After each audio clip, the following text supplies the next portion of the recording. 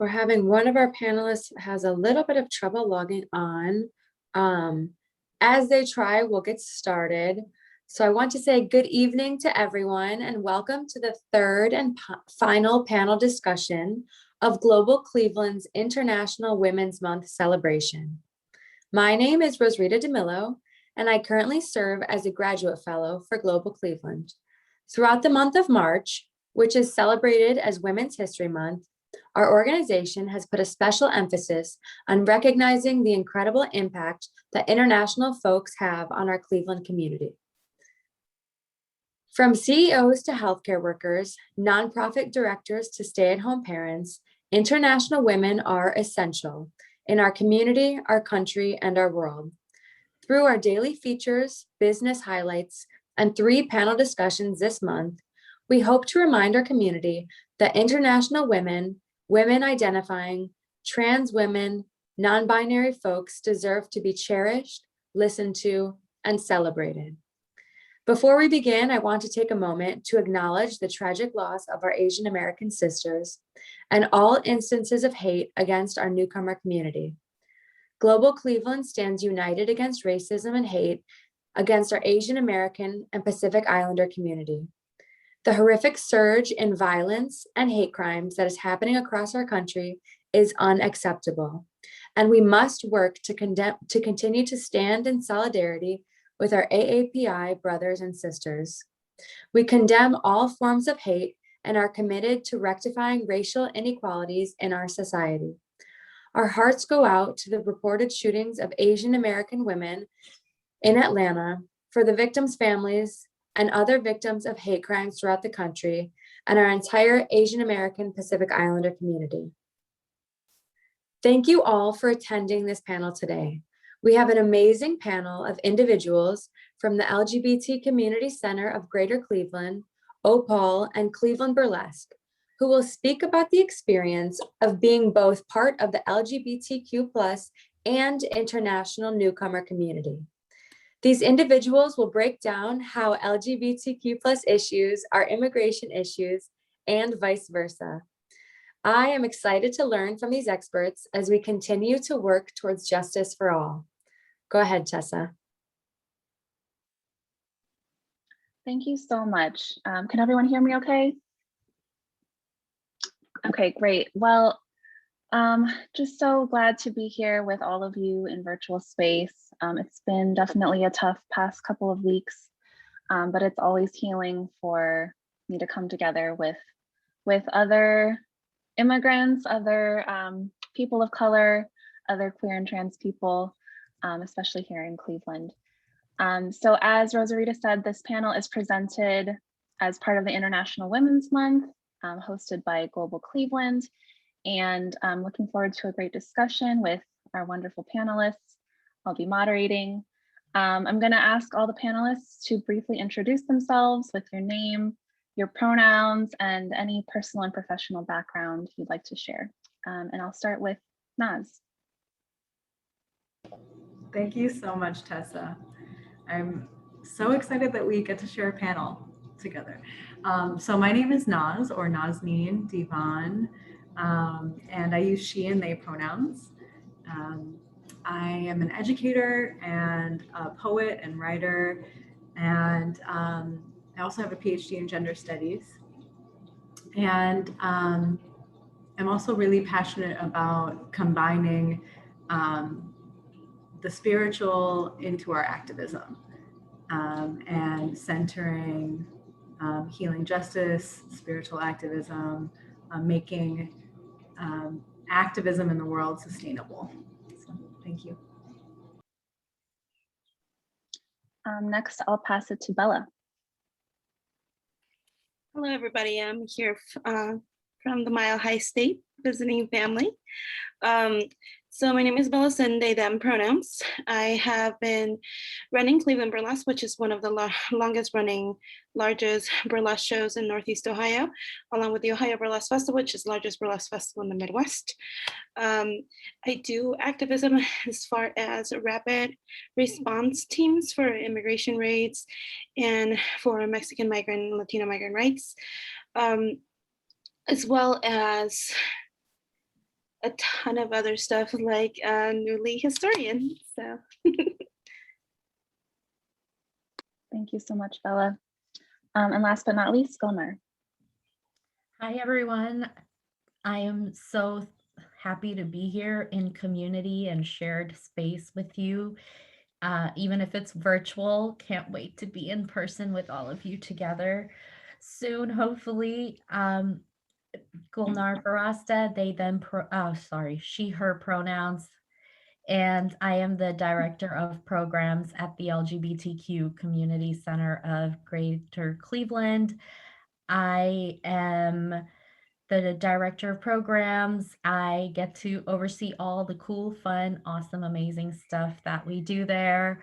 I have the privilege to work with an amazing team, and I am also an activist and advocate. I deeply care about immigration rights and immigrant rights, and I try to ground myself in my faith in doing this work. I am a person of faith, and I found that in doing this work, it's allowed me to live a life of spiritual coherence. So really grateful to be able to really sort of actualize what I feel are my spiritual values in daily life, in being able to do the work that I do. So thank you for having me. Thank you so much, all three of you. I think just your introductions, the way that you choose to present yourselves, just shows how complex our identities are. You know, the different experiences and cultural backgrounds, family backgrounds, spiritual backgrounds that we bring, all the intersections of our identities. I myself am a child of immigrants. I use she and they pronouns. I am a queer bisexual woman, and Chinese American, Asian American. We were talking about, you know, whether people identify with Asian American identity before this call started, and I'm an organizer with OPAWL, which is a Asian American Pacific Islander feminist grassroots member-led group here in Ohio. So I'm going to jump into our first question. How is immigration an LGBTQ plus issue and vice versa? Understanding that often these issues are seen as completely separate and, you know, often we see activists working in each space, sometimes siloed from one another. And really, I think all of us here kind of work at the intersections of these two movements. I will ask Gulnar to go first. Oh, yikes. No pressure. Yeah, so as an immigrant myself, as a child of immigrants, and, you know, being first generation, I think that all of these issues cannot be separated. I think that identity is something that is complex and very nuanced. I think that you know, to think about any identity as being separate from immigration is to sort of misunderstand identity. If you just look at the United States, I would say that we are a nation of immigrants, even if that immigrant identity may go back 100 years or 150 years. We are all immigrants. This land does not belong to anybody except the indigenous people of this land. So I want to definitely acknowledge that right off the bat. I also think that often, you know, what happens is that we sort of look at identity in different silos. And that's where one of the biggest issues lies, when we try to sort of deconstruct identity and separate it into these different silos. because we don't live life in silos. We live life and all its complexities at these different intersections.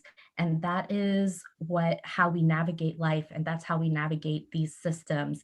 And LGBTQ identity, for those of us that identify as LGBTQ plus, that is one aspect of our identity that permeates everything that we do, every aspect of our life, and how we encounter systems, and how we encounter other people, in the way that people respond to us, in the way, and definitely in the way, or the fact that these systems are not built to be accommodating to us, to be responsive to our needs. So, I think that we have to begin from a place of acceptance and just recognize the fact and accept the fact that, yes, there is a problem. I think the problem lies with the fact that there is no acceptance of the fact that there is an issue. And I think also that people automatically assume, like, oh, if we acknowledge the fact that there is a problem, then there's an automatic judgment of, like, oh, that means we're bad or we're good.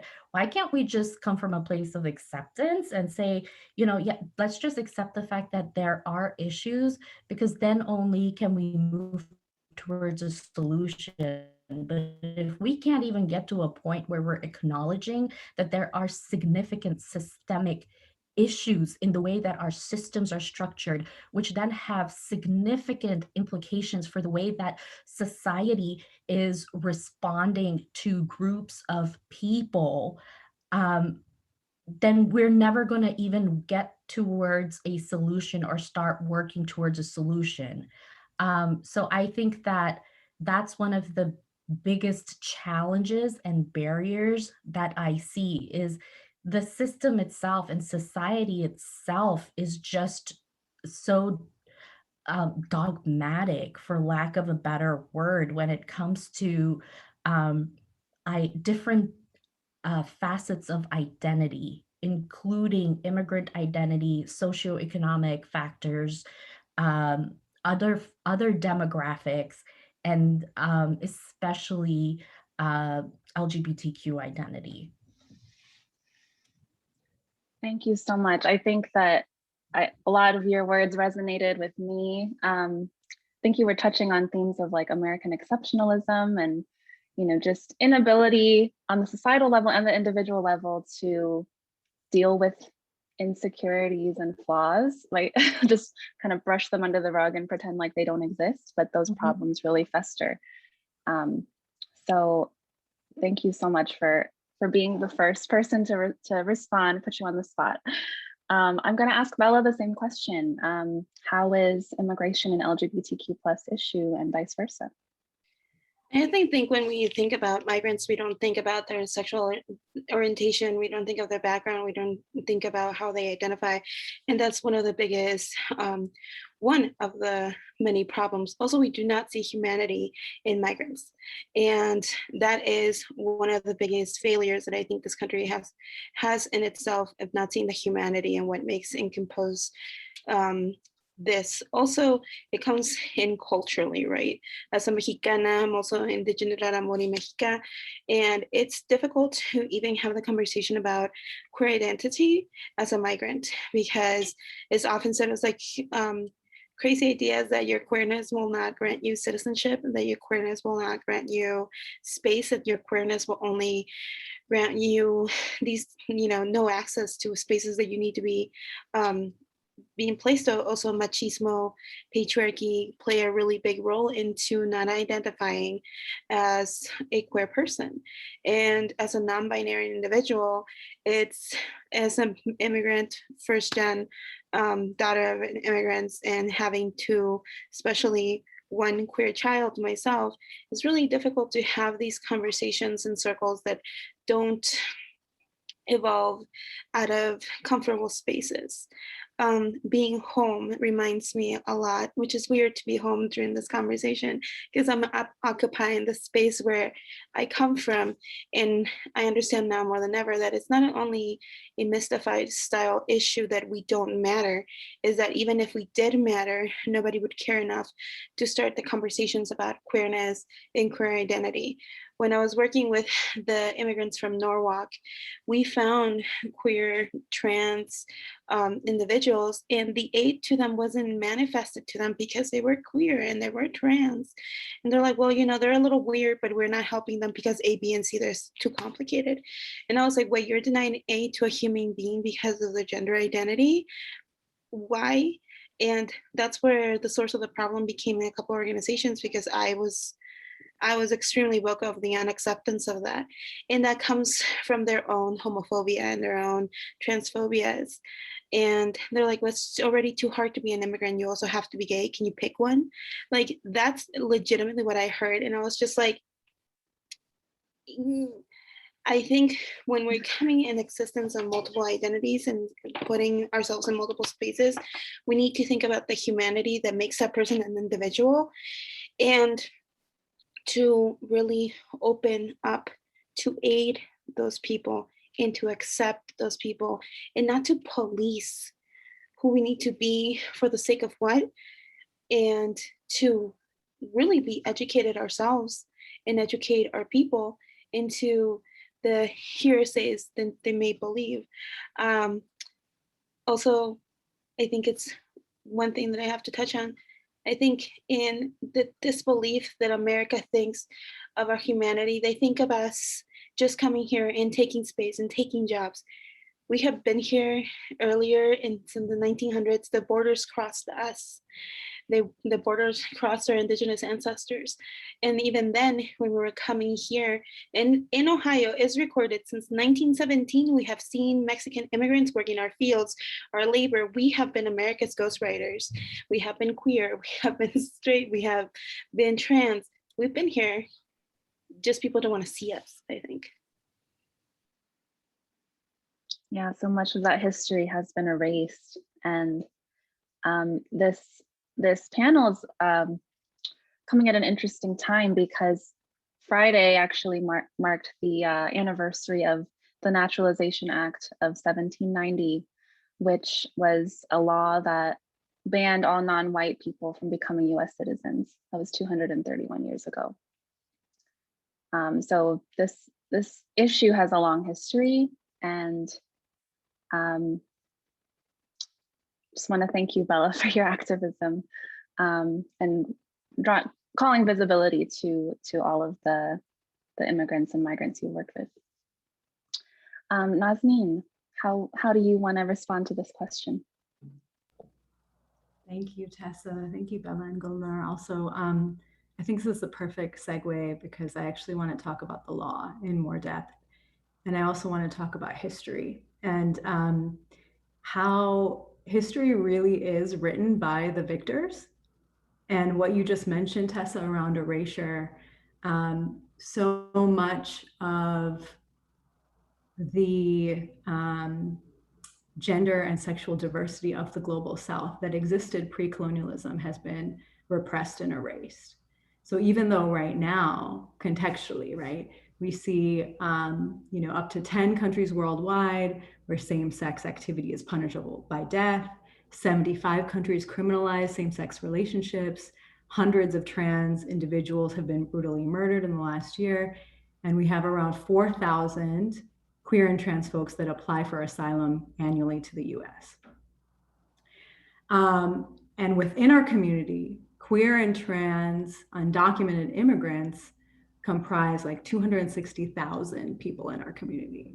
But before all of this, before the West was considered like the gay refuge and safe haven, before this narrative, there was the sexual colonization by Europeans of our homelands, of Asia, of Africa, of Latin America.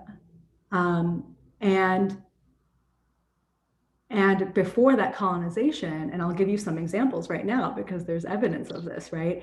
In Al-Andalus, which was Muslim-ruled Spain in the 700s, There was a caliph who was known to be gay, known to keep a male harem, and asked his wife and queen to dress as a boy when they would have relations, right? And when they would have sexual relations. Same-sex marriage in the 20th century in Central Africa among the Zande people, same-sex marriage and same-sex relationships were common and totally accepted. Burkina Faso, people assigned male at birth took on female appearances, and it was socially accepted.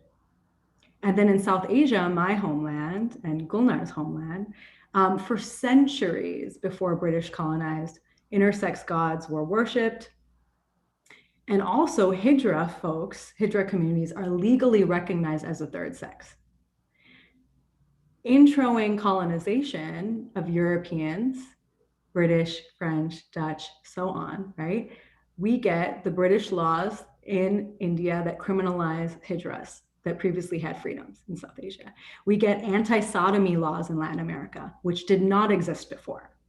We have Anti-Homosexuality Act in Uganda, which was a direct result of the evangelical propaganda and folks coming in preaching about like the gay agenda and like the terrors of that, right? So in modern day, I really want us to question the narrative we hold that the West is the safe refuge. It is only like that because the victors, the military victors at least, and colonizers were able to create that narrative, right? And even though they imported into our homelands barbaric laws, we were then called the barbarians, right? And so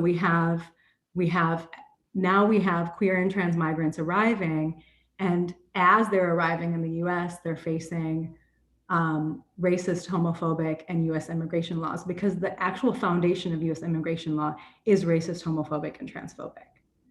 And the foundations of this country are, as we all know on this panel, right? US settler colonialism, reservations, native boarding schools, slavery, all of that, right?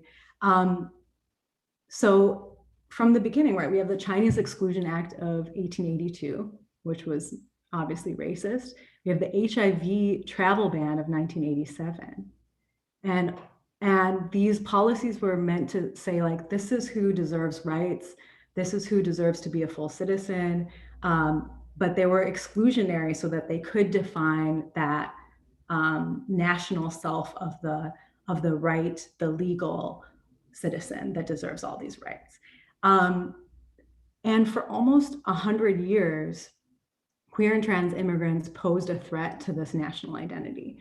It was not until 1990 that being LGBTQ was removed as a bar to enter the US, 1990. And it was removed as a mental disorder in 1979. It was not until 2003 that homosexuality was decriminalized. And it was not till 2008 that the HIV travel ban was removed. So we're, you know,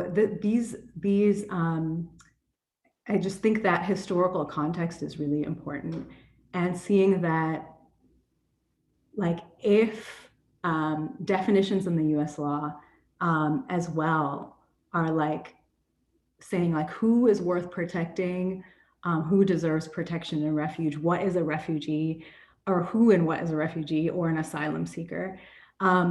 Refugee is still defined as in terms of war and masculinity and political dissent.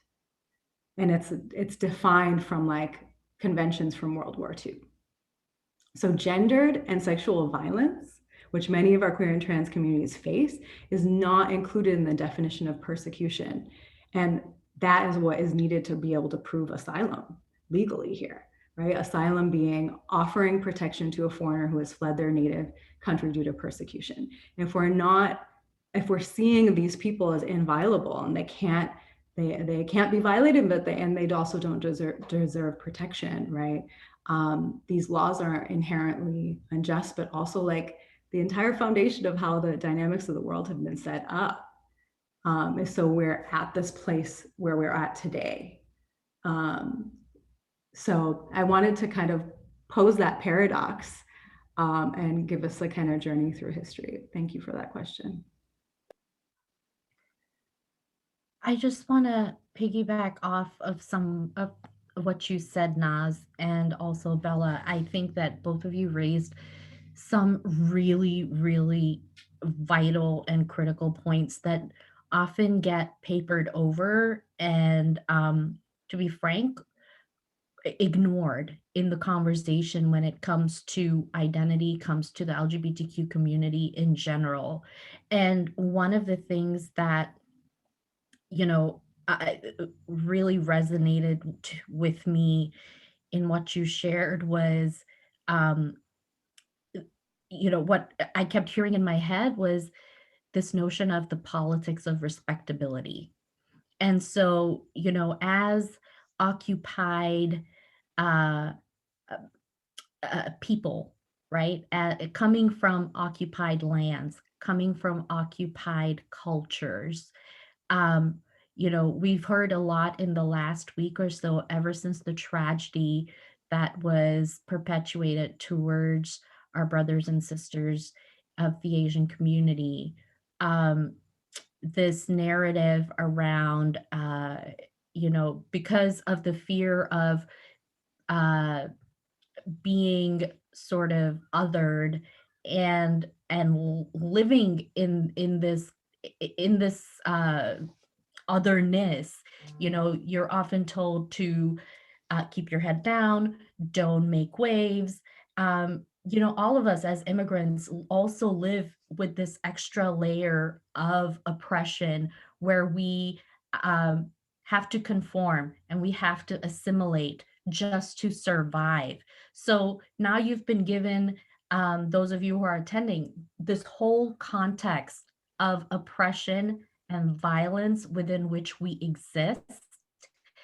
And then think about the additional layer of oppression that comes from having to also conform and assimilate, and the pressure to not make waves. As Bella said, can't you just pick one, be an immigrant or be gay, but why are you both, right? And so this narrative of having to live into the politics of respectability, right?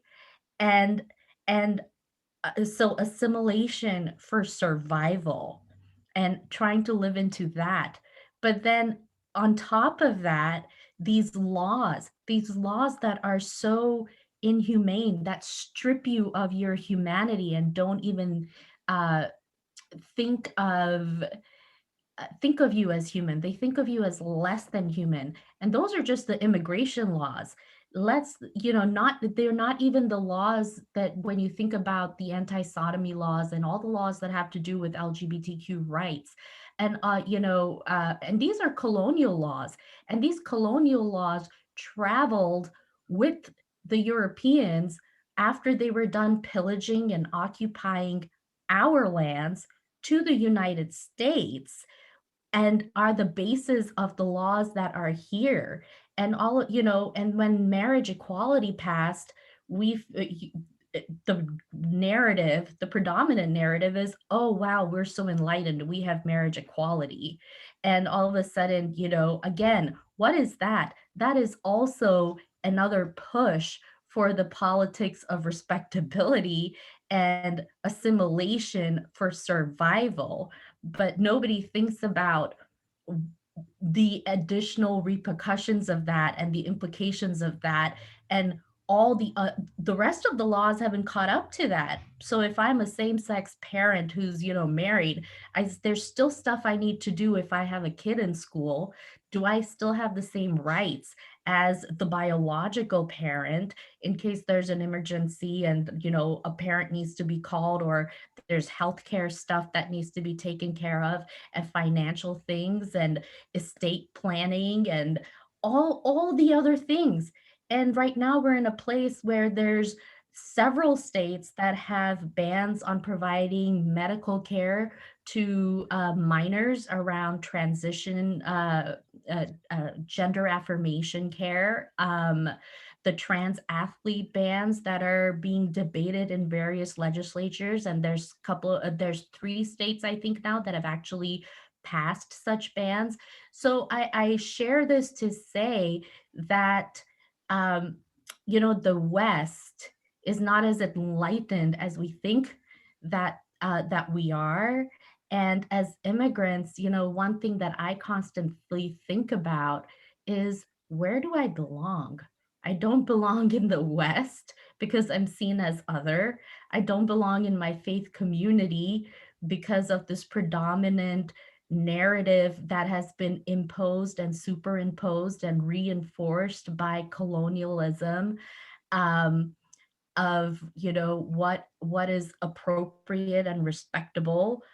I don't belong in my cultural or ethnic community, again, because of colonialism. Um, Even though previously my ethnic cultural community was pretty progressive and accepting and loving, where do I belong? Right? Am I just like a piece of uh garbage that's supposed to just sort of like fly around in the wind, right? Because nobody sees the humanity in me. Oh That's my what it feels gosh. like to be an immigrant at this time and place and in this country right now. And there's this very real fear that by being an outspoken activist who's also out, am I gonna be picked up because of racial profiling and be made to disappear? And who's going to care? And who's going to notice? Mm. Because that also happens. And it's scary. It is so scary to be an immigrant in this country and all the things that happen with ICE. Like, it is scary to be on this panel right now. Like, the level of anxiety I have is like, whew, up here. It is a risk. It is a risk, and that's why doing this work requires so much support. And I really resonated with, you know, the words, you know, a piece of trash, because I do think these systems treat so many people as disposable. You know, that's something that's been, that word has been on my mind. So I know some of us have made our own spaces because there weren't spaces that existed where we belonged, that were accepting of all of these different parts of us. And some of those spaces are, you know, starting to provide that support that makes it possible to take these risks. Just want to thank everyone for those really moving, vulnerable answers, and Naz for the history. That was a really great education. I didn't even know some of those facts that you shared, and just, yeah, bringing back the HIV travel ban. You know, it's so many parallels with what's happening right now, in terms of bodies that are considered to be disease carriers, and, you know, the stigma around that. So we've already touched on, you know, some of the immigration policies that do have unique and disproportionate impact on queer and trans individuals. I want to open it up to any additional policies that we want to let our audience know about today, including, you know, trans youth in ICE detention centers, including the detention centers and ICE raids, you know, here in Northeast Ohio. So I'll let Bella respond to this question first. So the interesting part that people don't think about is that there is no separation in between migrants. Everybody's seen the pictures of everybody humbled together. I want to touch on why that happened. So why we have migrant spaces like this. When the Repatriation Act started, when this was in the 30s, when after essentially Mexicans were used as laborers because of the acts that were in place before that wouldn't allow Asian migrants to come here and work. or come here, period, they started using Mexicans as laborers. So they were putting posters out everywhere, come work in America, you know, like fields, work available. Also the Mexican-American War was happening. But the repatriation actually took a bunch of people back to Mexico that weren't even Mexican. And eventually everybody was being apprehended and held in different cells, including children's with adults. There came a moment where somebody unfortunately was abused, and the legislation started separating adults from minors at that point. And in those spaces, in the ICE spaces, they do not hold you in. If you are trans and you identify as a woman, they will not hold you in the women's holding cells, or children. They will hold you with men.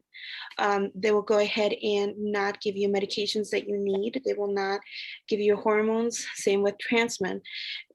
Trans youth in holding has much more risks of being raped and being attacked and beat by not only the guards, but people that are transphobic within that area. So when we're looking at detention centers in Northeast Ohio, we have a few. And I think the key point to think about it this way: dogs are treated better than us in kennels. They have at least food, water, and space. They have vaccinations. We are all currently getting a vaccine that does not exist in holding cells. COVID, people was like, oh, at least they're safe in there. No, there is facilities that have been COVID infested, mumps, measles, polio, all over the country, that the US government has not assessed or even begun to work through. When I first came into this country, I had to have a series of vaccines. Everybody remembers those, to have part of our passport in our residency. And they were telling us how necessary it was and how we needed them, and we didn't even make, we didn't argue it. But now when we're asking for vaccines to even be given to migrants and their daily medication, good care and control, people start pushing back about why. They're just going back to the home country anyway. It's not this thing that they just turn around and take you back. You face death in certain places, and they don't drop you off in the same place that you came from. Whatever your point of entry was to the United States, that's where you get dropped if you're lucky. But what I want people to think about with all this is that you see a cluster of people just in silver blankets. And you're not going to see queerness, separation, humanity. You're just going to see abused individuals suffering an extreme amount of trauma. And within those people, there are LGBTQ youth, our LGBTQ elders, our LGBTQ family that we so spokenly say that we care about. Because white cis gays like to say that we care about everything, but apparently not. Sorry, it's going to be a call out time. We need to understand that even within our own communities of color, within the LGBTQ community, we are suffering xenophobia. I've suffered so many backhanded comments. It was like, well, don't speak in English here because don't speak in Spanish here because everybody here doesn't understand it. When I'm on the phone with my mom, I was just like, you do know that she does not speak English, right? And I'm not talking about you. We just had this conversation too. It's like, no, we're not talking about you. And if we were, it's none of your business. But it's just this mentality of the LGBTQ community rallying together and saying that we accept everybody and we're the home of the people that, of the ones that don't have a place to be accepted. Historically, white cis gays have taken us out of those spaces, have taken charge of our culture, have taken charge of our dress, our everything, our language. Ballroom language, I keep telling people, it was Dominican, Latino, Puerto Rican, Mexican people in ballroom. And people seem to forget about Afro-Latinos every time that we have this conversation. But that language is so prominent now in the spaces. You will hear yes, my God, every so often in the holding centers, which I've had the unfortunate job of visiting every so often when I do translation, which is a whole nother way because I have to hide myself. I'm not Bella Cinder. I am a person that wears a wig and nobody can recognize me at that point because my safety is an issue there. But I want you guys to think about those immigration spaces, those ICE prisons, those spaces, and think about how you have perpetuated and how you have funded and how you have aided these privatized systems that you can definitely be more than, oh, they'll get out, or somebody will fix it, or I voted. It's more than that. You have to constantly write legislation. You have to hold your politicians accountable, not just because we have a lesser evil in the office do we need to go ahead and stop standing for the people that we need to, because if anything, people forget as soon as gay rights are affected, nobody's thinking about how immigrants that are gay are affected by the policies that are on top of that. So there's a little bit of everywhere, but like we just have to accept our own guilt and our own hand at, I believe, as the LGBT community, our own hand into our own siblings' oppression. Thank you so much. Yes. I also want to add that, on top of the tragedy in Atlanta, there were, the same week that happened, there was a group of Vietnamese refugees that were deported. And that's, in 2021, that's happening. So Gulnar or Naz, do either of you have anything to add to this question about how immigration policies, or policies after people have already arrived in the US, how those impact LGBTQ plus individuals? So first off, I want to just say yes to everything that Bella just shared.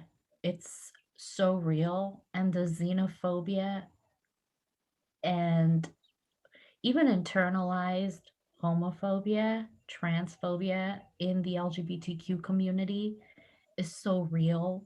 There is so much racism and discrimination in the LGBTQ community itself. And people will say, oh, we're the LGBTQ community and we accept everybody. And I will just say that is just a bunch of crock, because you look around the country and how many spaces, queer spaces, do you see that are led by BIPOC people, right? Is there intentionality around having Black and Brown led queer spaces outside of just tokenization and just filling 5 out of your 10 slots just so you can say, oh yeah, we have queer people of color in leadership positions? Is there how are those people of color being undermined all day every day, right? Like the importance of having Black and Brown led queer spaces that are intentional about inclusion and diversity is so important.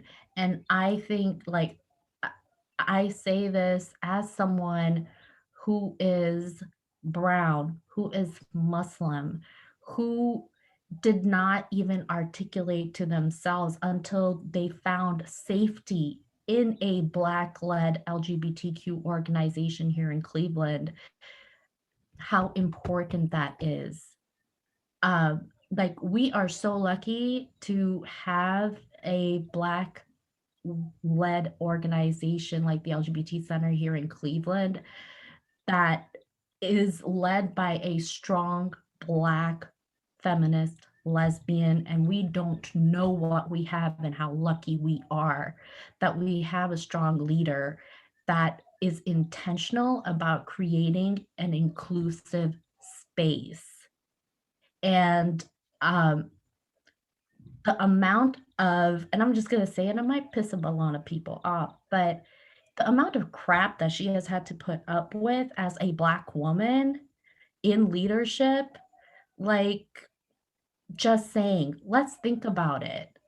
Like, you know, and it's sad. So I'm just to say that, you know, we got to do better, not just as the LGBTQ community, but just the community in general, just as people, as humanity, right? Because all of these things, all of the misogyny, all of the discrimination, all of the hate, the racism, they all intersect and they all come together in perpetuating the inequity and the intolerance and further propagating oppression and these systems that are literally killing people, and they're killing LGBTQ people and killing immigrants and killing people of color. And that is across the board. It doesn't matter if it's in ICE detention centers or if it's in the healthcare system or if it's in the prison industrial complex. It is across the board. And I think we all are guilty of playing a role, intentionally or unintentionally. And one thing that I have learned in doing this work is to really look at things from the lens of intent versus impact. You know, all our intentions can be with the best of intentions. I could have the intentions of an angel, but if I'm not paying attention to the impact and I'm not really thinking about who's being left out, who is getting screwed over at the end of the day, who is being marginalized, and what is the impact of what this, you know, well-intentioned work that I'm doing, what is the impact of that on the most marginalized, then what am I really doing? Because we are only as strong and only as prosperous and successful as the most marginalized amongst us. It's cliched when we say, you know, we're strongest as our weakest link, but it is so, so true. And I see it play out over and over and over again in the work that we do in the community and working in the community. And you know, I just like, I'm tired. I'm tired of seeing my brothers and my sisters and my siblings dying. I am just tired. I am heartbroken. I am tired. I am tired of feeling like I don't belong, like I'm a piece of trash flying in the wind where that has no home. And the one place I do feel at home is the center. And the reason I feel that that's my home and that is my only safe space is because of a fellow person of color who has paid attention around making it a place that is inclusive of all identities and all ethnicities, and paying attention to those that are marginalized. And that takes work and that takes intention. And it's a lot of investment of emotion and labor. And it's a crying shame. It's a crying shame that it is we who are most marginalized, we who are most underserved, we who lack the most resources are the ones that are again and again having to do the most labor and put in the most resources to do this work. I'm just going to leave it at that because I probably pissed off a whole bunch of people. But you know what? You got to piss people off. And, you know, like if I disappear tomorrow, that means ICE has come got me. And Bella, I'm going to need you to show up in a wig and come rescue me from wherever ICE has got me. I don't need no wig to come and get you. They know who they're dealing with now. Okay. That's fair. Fair point. Your rage is so legitimate, and it's something like if people are not feeling.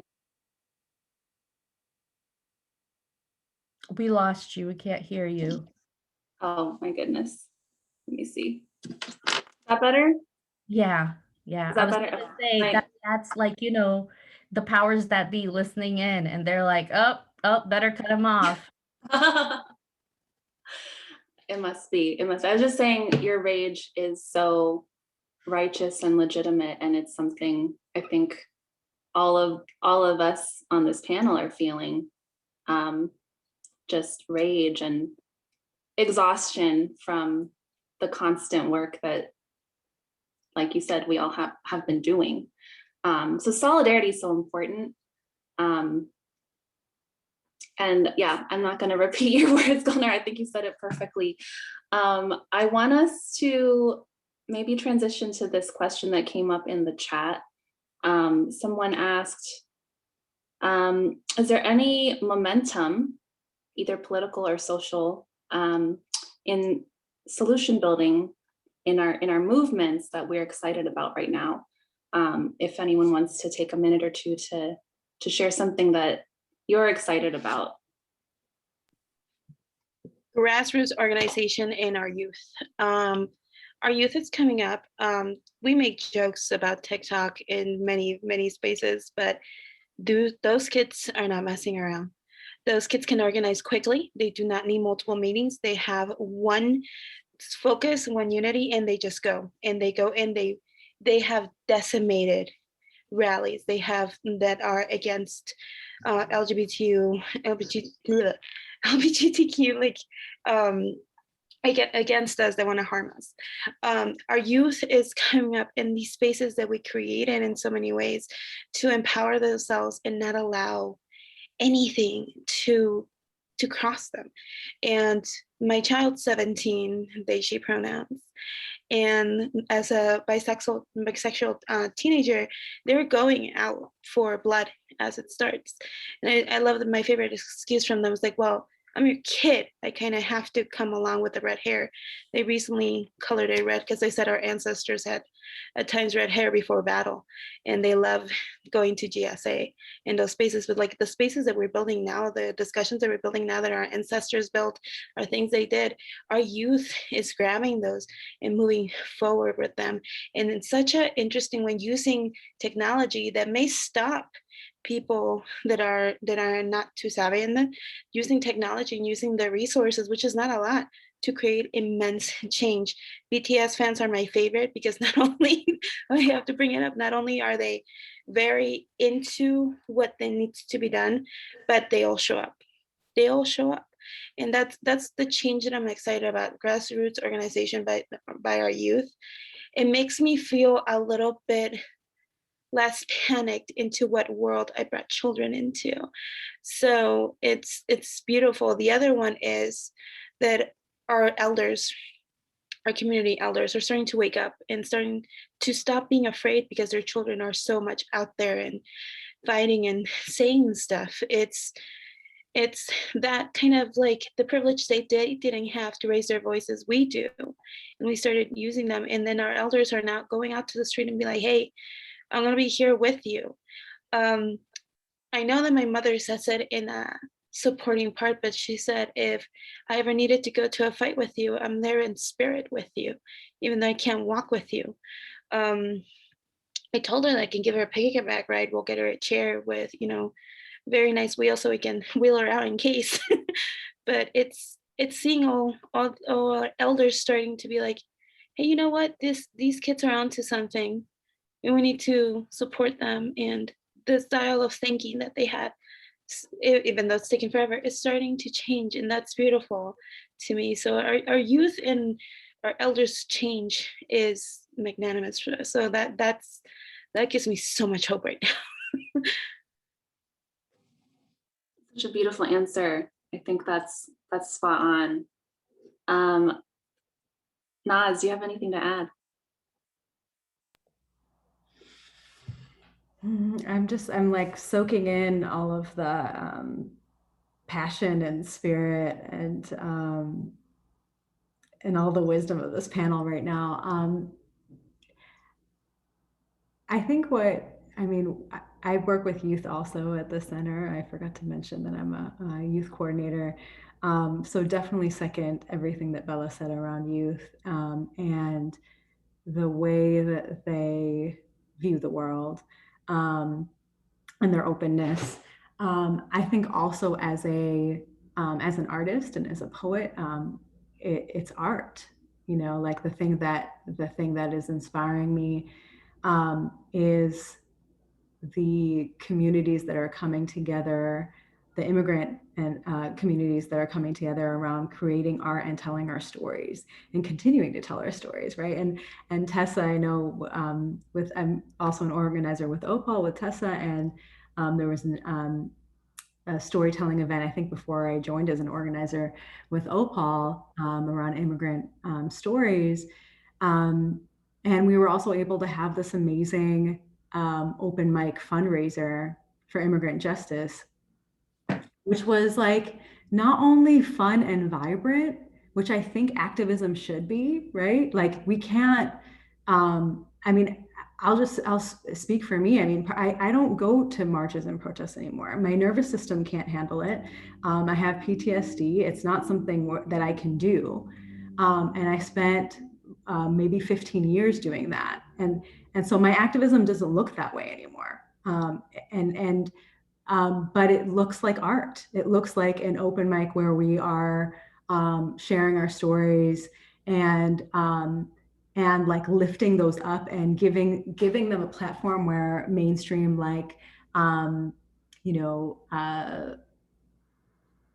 mainstream sources wouldn't give them that kind of validity. We're creating our own, and I think with there's a collective that I know Maktub Collective, which is a queer affirming space for Muslim and Swana, Southwest Asian, North African writers and artists. And because of COVID, I mean, we were based in Cleveland, we were founded in Cleveland, and then COVID hit, and now we're national, and we're getting folks from all over to sign on. And I've had to see, like, maybe that doesn't look like what we would think about in terms of activism or social justice or organizing, but it is. And it's so important for us to create these spaces of healing and safety and also renewal of our spirits so we can continue fighting for the world that we want to see. And we can continue, those of us that go out into the streets and do that too, right? So I think that's, I think those are my words of like what is inspiring me around the movement and the momentum that I see is that we will not quit creating. And whether it's us creating from the ashes, from the fodder, from the bullshit we've been fed, from like our traumas, from the violences that have been done against us, when no one would prosecute and no one would say we are worthy of prosecution or justice, like we're still creating beauty from that mess. And that creating beauty from the mess and continuing to like see ourselves as worthy when all of these systems don't, that's what lifts me up. Those are the stories of like, as Bella said, those are the stories of my ancestors that have been passed down. They're the stories of folks that I'm in community with right now in this lifetime. And I know they're the stories that I want to pass down to like those coming after us too. Thank you so much. I was going to shout out Maktub Collective if you didn't, so I'm glad you did. And I'm just gonna, I know we need to wrap up the panel, but either, in a sentence or in the chat, please, all of the panelists, I know we've gotten a question about what people can do, concrete action people can take to support queer and trans international newcomers. Bella. I'm gonna say this as bluntly as possible. Stop making fucking excuses about not showing up.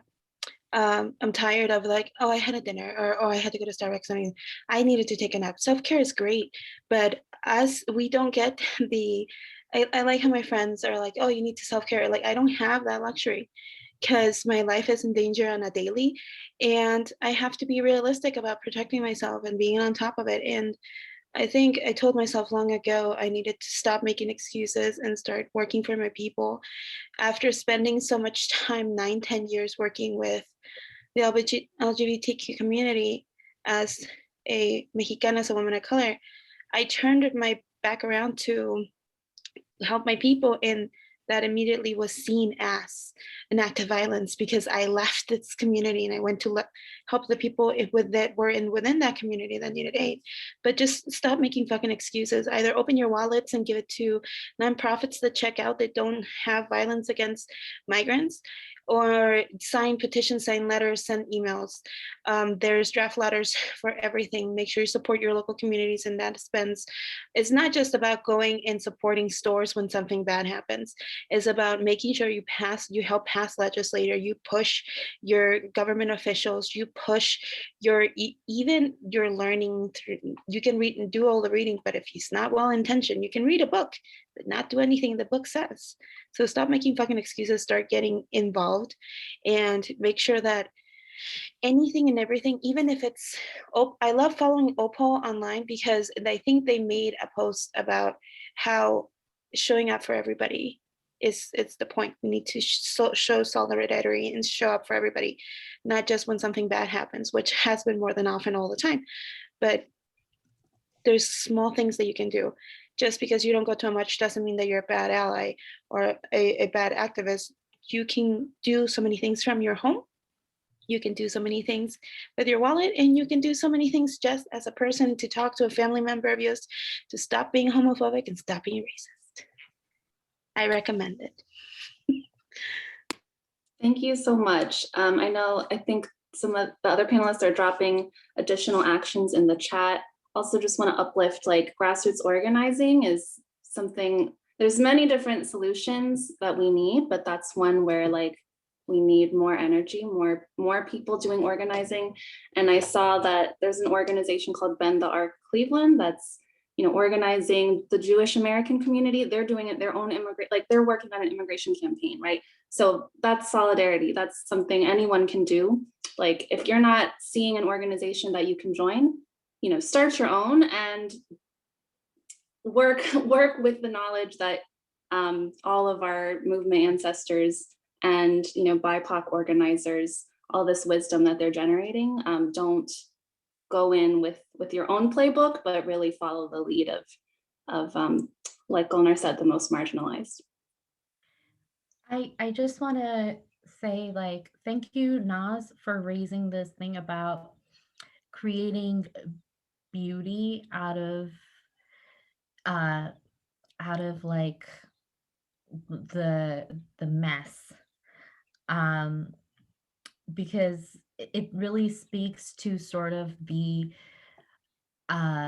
experience, the LGBTQ experience, but especially the experience of BIPOC immigrant LGBTQ people who are constantly having to build and rebuild and build and rebuild, constantly, having to rise from the ashes. And I think that really speaks to the resilience of our community, especially as people of color.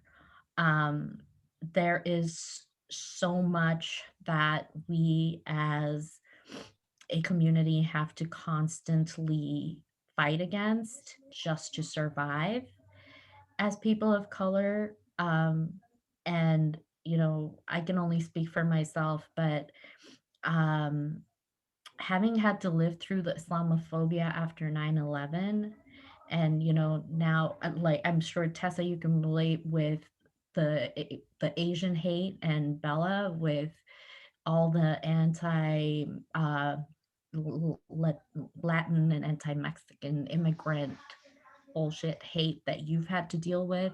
Like, we're all constantly having to live with so much hate directed at us and so much trauma.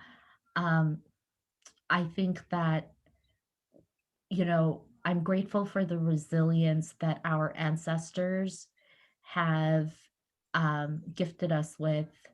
And I think that, you know, there is that is a gift that we have been given and blessed with, is to be able to create beauty and find beauty even in the midst of immense adversity and um, crap, right? And so I just wanted to say that that's something that I don't want to overlook and forget about. The other thing well, I kind of lost my train of thought because I got caught up in that, so never mind. If it comes to me, I'll put it into the chat. It was about an organization. Oh, never mind. The one practice that I would recommend and suggest for all organizations, and it's a small step that you can take, but hopefully this will cultivate in you individually and in your organizations. Start with a land acknowledgement for every event or every meeting. You know, start with the land acknowledgement and acknowledge that you are sitting on occupied land. And just by that simple practice, you can start cultivating an awareness that, you know, that you're an immigrant too, that you are here on occupied land, and maybe that will help create a sense of solidarity with other newcomers and immigrants and those who are maybe second, third, fourth generation immigrants. But we are all immigrants. None of us are native to this land other than the indigenous people to whom this land originally belongs. That would be one easy suggestion that I would offer. Perfect. Naz dropped the link where nativeland.ca that you can find the land that you reside on. And I love just ending on the note of like, we need joy. We can't just keep organizing in a way that's burning us out and, you know, causing more suffering. We really need joy, community, belonging in this work. And with that, I want to thank our panelists so much tonight for the vulnerability and the braveness to sit on this panel and share your lived experiences. And I also want to thank you for the challenges that you presented to us today. You challenged us to just think a little bit deeper about, you talked about intent versus impact. And I think that's something that we can all walk away with tonight. This was just very impactful, and we need to use this momentum to continue to move forward. We're so thankful for all of the people who work towards intersectional justice, including our audience today. Your continued support for the panelists in the chat and the desire for additional educational resources is crucial. Tonight was our third and final panel event as part of our International Women's Month celebration.